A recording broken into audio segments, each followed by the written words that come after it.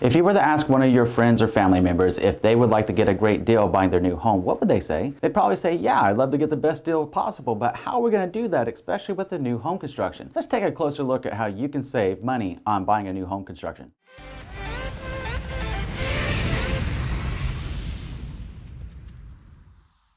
My name is Andrew Finney, and my passion is helping you make sense of real estate. If you need help finding a top agent near you, or if you simply want to drop me a line to say hello, my contact info is below. If you're new here, please go ahead and subscribe to this channel now and like this video. Thank you. All right, my friend, let's take a closer look at how you can save green when you get ready to buy a new home construction. One of the best ways to first understand this are what are the contributing factors that most builders face that influence their pricing. When you see the price of new construction, there are 6 things that most builders are facing whenever they get ready to plan out how much they're going to charge you for that new home. Number 1 is the location. The second is the cost of the land. The third is the size of the home.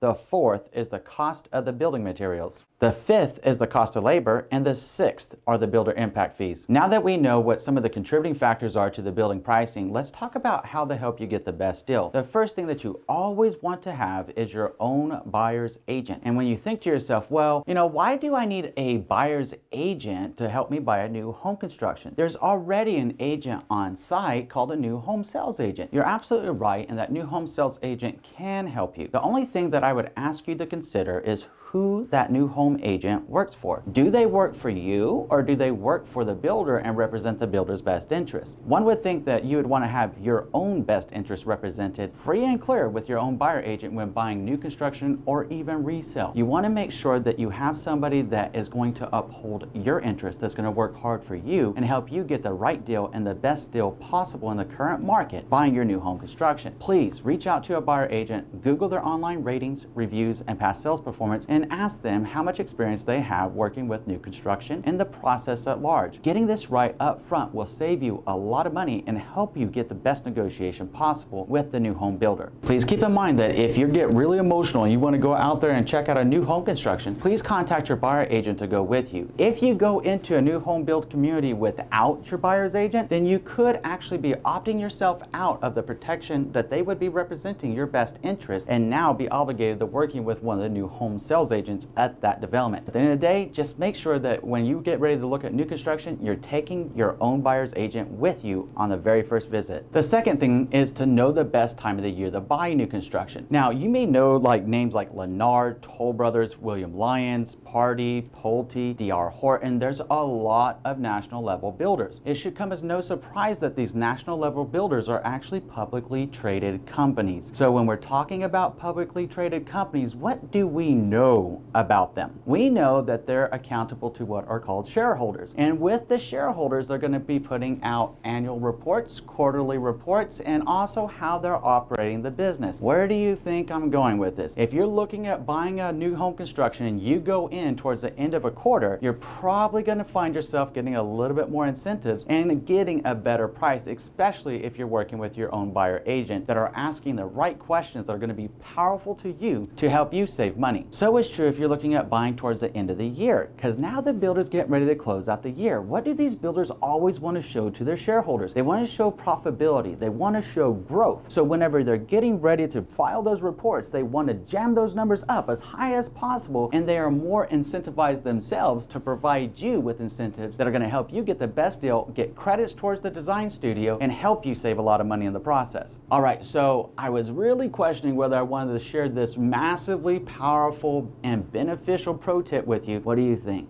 I'm thinking that we should probably increase the transparency in the process to help you make a well-informed decision that's right for you and your family and help you save money along the way. What do you think? Okay, so with that, let's go ahead and talk about that. The first step that you want to do is go to Google. Google has a wealth of information, and you're going to love this site. This site is going to the SEC and looking up the builder's SEC filings. For reference, the SEC is the Securities and Exchange Commission. Every quarter, every year, a builder and any other publicly traded traded company is releasing the information to the Securities and Exchange Commission by virtue of being a publicly traded company. What does this mean to you? If you know where to look in the filings, I always share with you in contracts, whether you're buying or selling, the devil's in the details, right? Well, if you know which filings to look for and which keywords to optimize and search for, you can find some really interesting leverage, you and your buyer agent, whenever you get ready to go buy new construction. The first thing that you want to look for are the quarterly earnings. So that's a filing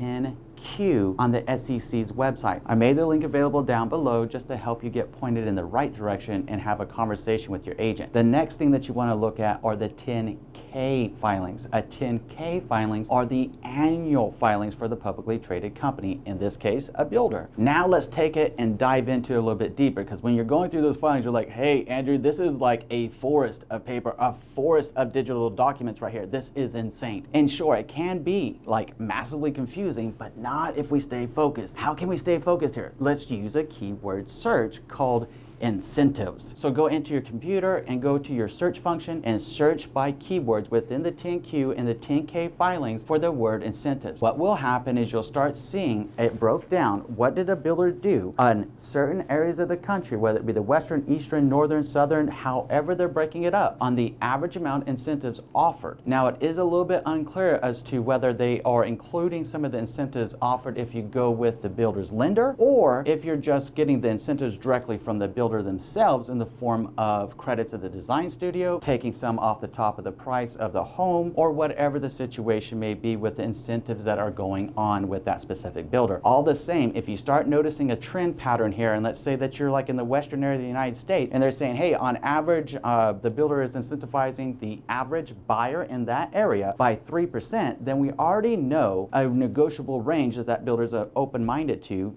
before we even go in to contract on it. So if the builder's agent says, hey, we're not negotiable, then your buyer agent could turn around and say, hey, well, that's a little bit interesting, because I was checking out your 10K from last year and your 10Q for the current quarter, and it appears that the last quarter that you guys were actually offering up to 3% in incentives. So let's negotiate now that we got all the cards out on the table, and let's get real so that my client can get the best deal possible. Now, as a final point on this tip, that is so much information, and it can be an incredibly powerful negotiation strategy and leverage tactic. At the same time, what do we need to do with information? We always got to assess the quality of the information, the timing of the information, and also understand that just because a builder did something in the past doesn't necessarily mean they're going to do it again in the future. There are so many things that make the market tick, right? TIC, trends, indicators, and conditions. Depending on the real estate market's trends, indicators, and conditions will ultimately be one of the determining factors of how negotiable a builder may or may not be in reality when you get ready to buy your new construction. All the same, knowing where to look, knowing how to look, and knowing some of the things to look for can empower you along your way to getting the best deal possible. The third thing to understand are the builder's list prices. When we're talking about the builder's list prices, is this one of those things that they say, hey, you know what? We got this beautiful home over here we're offering for $700,000. And even though our 10Q and 10K show that we might take up the 3% off, which would be $21,000, by the way, on that kind of a price, that's a lot of money. So if that's what it was happening, then they might say, hey, you know what? As opposed to taking down the list price, why don't we incentivize you this $21,000 at the design studio, or perhaps credits towards your buyer closing costs, or what have you? Why would that be? Because if the builder starts lowering their own price, it starts setting a negative precedent in comparisons to comparable sales with each home that's closing. If they're going down, it's a bad thing for the builder, it's a bad thing for the community, at least ways from the way that the builder would see it, and probably your new neighbors wouldn't appreciate it too much either. If they paid $700, you get it for $679, the next person gets it for $658. You see where this is going here. It can set a very dangerous precedent. So the devil being in the details, whether you're buying resale, buying new construction, it's all in negotiation tactics and how you look at everything. But at the end of the day, what counts the most is how much money you're actually going to put up. What kind of incentives are you going to get out of this process? So whether the builder says, hey, let's do it at $700 and we'll give you $21K in incentives towards the design studio, buyer closing costs, what have you, the devil's in the details. The net effect to you will be the same, because because that $21,000, even though it's on paper and it looks different on a list price, that $21,000 is going to whose benefit? Your benefit. So keep that in mind and have that conversation with your trusted real estate advisor, acting as your buyer's agent representing your best interest with the builder as you move forward through that process to have a better insight into the overall negotiation process with the builder. So the fourth thing to understand is the builder's inventory. Now, when we're talking about the builder's inventory, have you ever noticed that sometimes you get super sweet, super gorgeous deals if the builder has what's called standing inventory or new home ready or quick move-in specials? These are common refrains in their marketing verbiage to let you know, hey, if you buy this home and you buy it by such a date, we'll offer you all your buyer closing costs, anything that you want to get you in this home, and we'll take $50,000 off the top. If it's like a $600,000 home, we'll go ahead and drop it another $50,000 just to get you in there if you close by the end of the second quarter. Well, why is that? Because a builder's not emotionally attached to the process. They're attached to the profit. And you see, when you're attached to the profit, now we can get an interesting negotiation going on because we know that all they care about the most is the money, right? So if you follow that money, why would they be willing to make a sweeter deal on a standing inventory home? Think about that for a moment. Every day that passes that home has not been purchased costs the builder money in the form of maintaining that property, paying the taxes on that property, making sure they're paying for all the utilities on that property. So they're thinking to themselves, hey, we would like to really get this one off our books and get you into this house. So why don't you come over here and buy it? And we're going to further incentivize you by making you the sweetest deal in the whole community of the entire year or the entire quarter. These things realistically do happen. I've been there with clients and they have saved some bank whenever they have bought a standing inventory home before. So make sure that whenever you're looking at that, if there's a standing inventory home that's right for you, then explore it, because you can save a lot of money buying a quick move-in ready home. As a side note here, I would like to share with you something that comes up a lot whenever I talk to buyers or whenever people ask me, say, hey, Andrew, if I went into a builder without an agent, wouldn't I get a better deal from the builder because they're going to save on the buyer agent commission? While it may seem like that would be intuitive and it would be the conventional wisdom, it couldn't be further from the truth and reality. What's going to happen is they're still going to charge you the same. And if you don't have someone representing your best interest negotiating on your behalf, you're probably not going to get the best deal, unfortunately. So what are they going to do with the commission that they were going to pay your buyer's agent? They're either going to pocket it themselves in many cases, or they're going to be splitting it out with the new home sales agent, or they may just roll the entire amount to the new home sales agent as well. Hence, whenever you walk into a builder, if you've ever heard somebody walking in, the new home sales agent's like, hey, you know what, if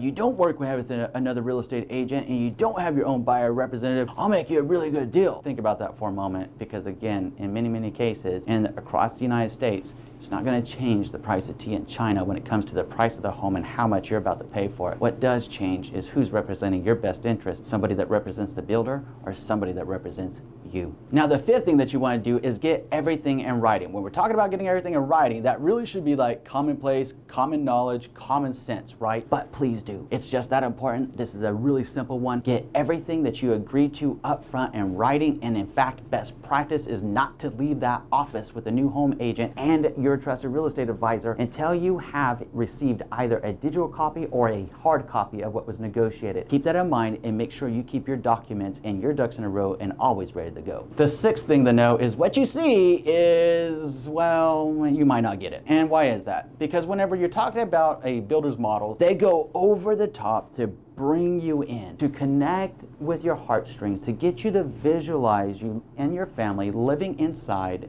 that home, that model. And the more they can get you ramped up and emotional about the process, the more that you're likely to be willing to spend not only on the house, but also in builder options. And builder options, for reference, and a lot of families will spend anywhere between 7% and 15% on average buying their new home construction. So if you're looking at like a $500,000 house and you spent 7%, well, that's a staggering $35,000 above and beyond the price of the home and options that you selected. If you were to spend as high as 15%, now you're talking about a whopping $150,000 that you went over the top with the options. Well, the builder would love for you to do this because obviously they make more money, and just like we've been talking about, follow the money. They like that money. They're publicly traded companies. They want to make this stuff, right? So you got to be smart whenever you're looking at the builder's model, that what you see is what you might not get. So be honest with yourself. Now, there are some builders out there that will say, hey, a lot of this stuff is inclusive and we only have like 3 options. That can be a very true statement. It just depends on the builder, and it also depends on what's being built in your area. Review that information with your trusted real estate estate advisor if you're concerned about the cost of builder options and want something more of a what you see is what you get type of a home. The seventh is if you have the ability to purchase the builder's model home when they're getting ready to close out the community, you're about to get a sweet ride and one heck of a sweet home. Obviously, it's one of the first homes that are built in the community because that's what they use to market it. So there's been a lot of people in and out of that home, but we also know that in the vast majority of cases, it's also spectacularly upgraded. And you can walk into that home and be able to purchase it. You're going to pay a little bit more in a lot of cases, but you're going to pay significantly less than what you would have paid had you bought the home and then added all the features, amenities, and benefits, or simply what I like to call FAB. How FAB is your home? Features, amenities, and benefits. You're going to get all of that up front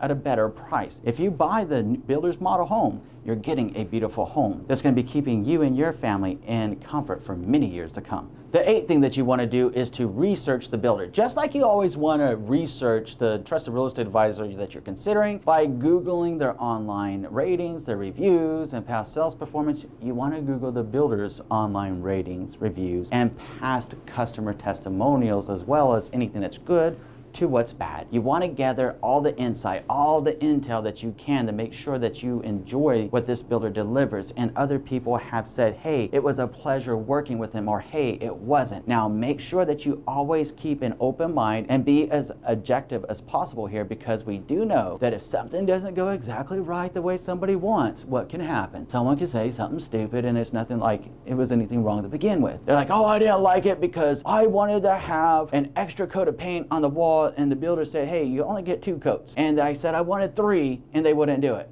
I was so ticked off and angry that they wouldn't give me my 3rd coat of paint. Something so ridiculous can get blown out of proportion in a lot of cases. And in many cases, the builder's telling you and your trusted real estate advisor, this is our building process. This is what we're going to do. This is who the superintendent is. This is the construction manager. If you have questions through the process, this is what you go through, and this is how you address the concerns moving forward, right? So it's not like it hasn't been shared, but then you get these people that just go wackadoodle crazy and they say stupid things. Now, on the other flip side of that, there are the cases where it is a really bad experience and there were bona fide things that went wrong that just aren't cool. So weed out the good reviews from the bad reviews, and with the bad reviews, temper them across reality, because we always know that somebody's going to complain about something, but you're also going to have people that are going to share the true insights. And then somewhere in the middle will reside the truth to help you make a well-informed decision that's right for you. You can only do that by Googling and researching that builder. As a pro tip here, make sure that you take some time to drive through the community. Meet some of the people that would become your neighbors. If you see them out walking their pets, you see them out for a nice walk in the community, or perhaps they're going to get the mail or whatever they may be doing, go